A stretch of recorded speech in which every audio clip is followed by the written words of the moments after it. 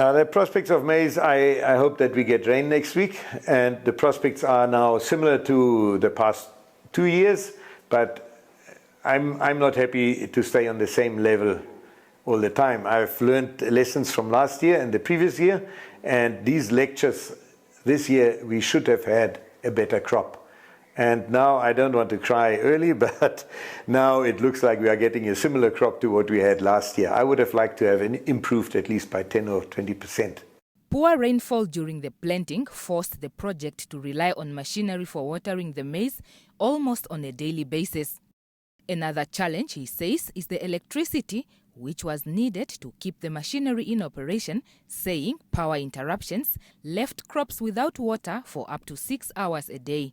Metzger is disappointed at the constant power outage, particularly during the critical time of planting. Shortly, every now and again, we experience, like this week we had 2 days, about 6 hours off. It's very difficult to work over Christmas time to have the agricultural sector functioning, working without telecom, without NORAD, without these guys.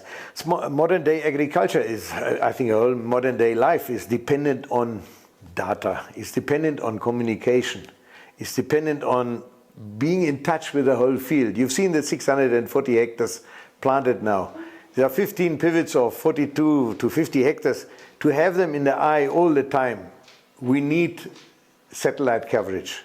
We are using Sentinel Hub here, a Spanish satellite, where we can see our crops. In the morning I can switch on and I can see what it looked like yesterday. And if I want to change something, I have to do it with the center pivot. If I want to add a fertilizer, if I want to add a pesticide, we have to act fast.